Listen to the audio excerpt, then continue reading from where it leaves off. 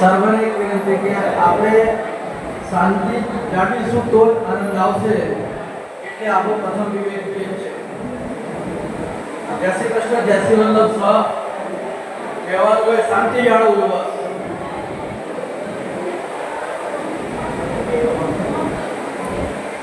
આજે આ સ્નેહ મિલનનો ખૂબ સુંદર દિવસ છે અને અષાઢ સુદ પર્વ પહેલો દિવસ છે અષાઢનો.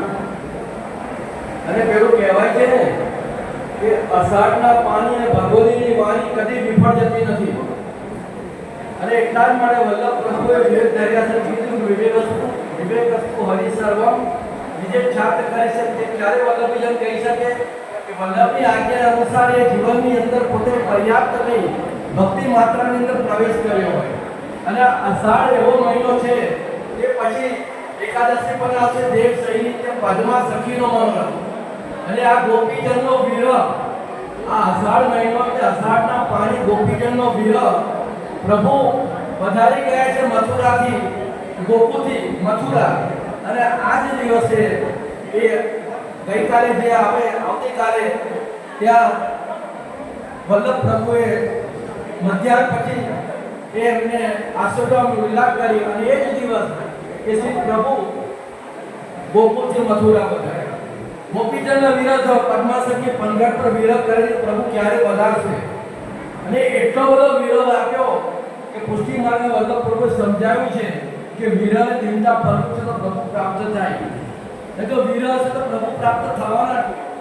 તો એ ભક્તિના સંદર્ભે એ ગોપીજનનો ભાવ આ રીતે છે. ઓ શ્યામ મારા દાસી તમારી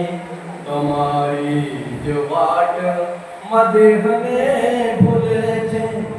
ઓ શ્યામ મારા દાસી તમારી જ વાટ મદેહને ભૂલે છે. ઓ શ્યામ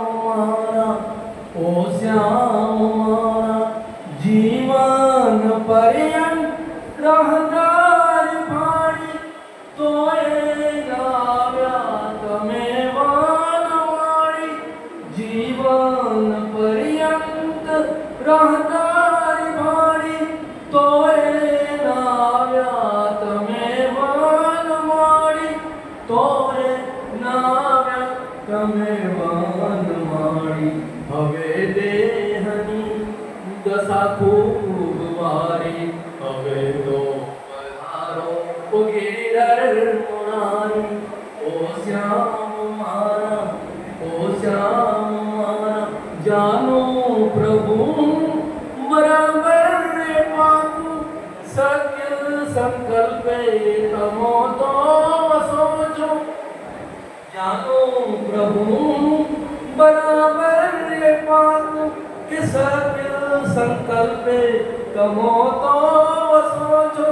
સત્ય સંકલ્પે તમો તો વસો છો. તમારે પનારે પડેલા જ જીવને પુષ્ટિ પ્રભુ આપ આંખમાં લો છો. ઓ શ્યામ મારા દાસી તમારી જ વાટ મદેહને ભૂલે છે. ઓ શ્યામ મારા જીવો ને કર્મો નથી છોડતા. કૃપા તમારી છૂટતા.